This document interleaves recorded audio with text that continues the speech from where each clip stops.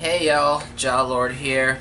But first, I'd like to announce that I'm going to give a little homework assignment at the end of this video on one of my possessions, and to those of you in the comments section, your job will be to write me a creative essay on how I came into possession of this said object. But first, let's get to the main video, shall we?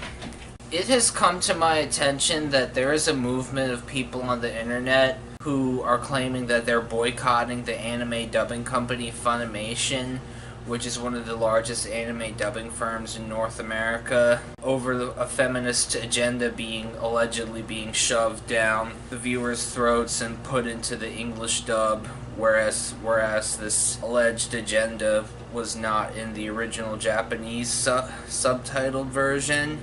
This group claims that they're boycotting because Funimation is not staying true to the original source material, and that they're inserting their own beliefs and agenda into the English dub versions of certain animes, such as Prison School and Miss Kobayashi's Dragon Maid, for example. I'll get to examples in a second, but I do not buy this argument that they're just doing it because they want Funimation to stay true to the original source material, because the agenda that they claim is being pushed is pro-feminist, anti-patriarchy, and anti-misogyny type arguments and scenes in the English dub, and the people who are boycotting are predominantly straight men. And I am under the impression that if Funimation were pushing an anti-Muslim, anti-Arab, pro-Israel, pro-America agenda in the English dubs, despite the original source material having nothing to do with those topics whatsoever, these same people would not be calling for a boycott of Funimation.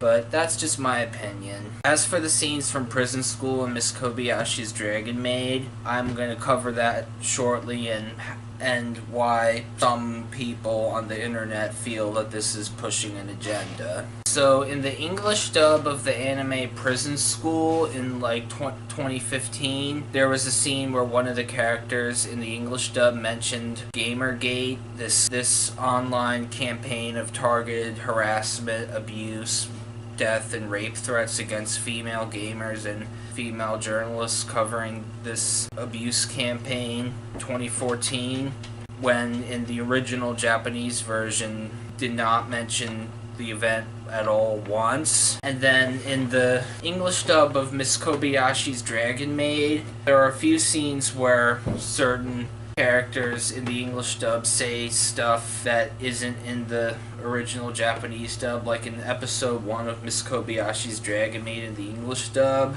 Miss Kobayashi's male co-worker goes on a rant about cultural appropriation, when in the Japanese version it was a rant about something being like foreigners cosplaying a samurai.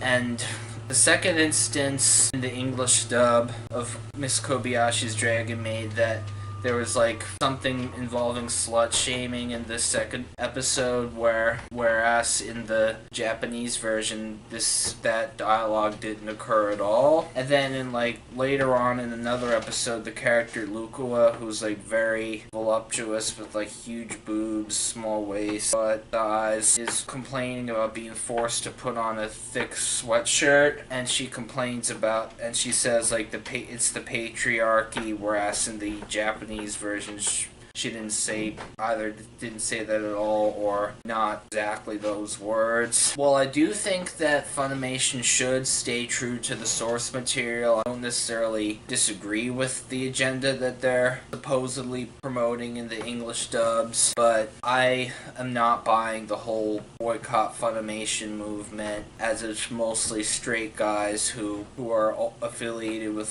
the whole men's rights, men going their own way, and the whole whole anti-feminist movements in general, and these same people espouse right-wing ideas and misogyny levels that are just really, really bad. And at least one person who's made a video covering this, who shall remain nameless, also espouses anti-Islam, anti-Muslim sentiment. So we know this isn't really about staying to the original source material. They just don't want to incriminate themselves, is what I'm thinking.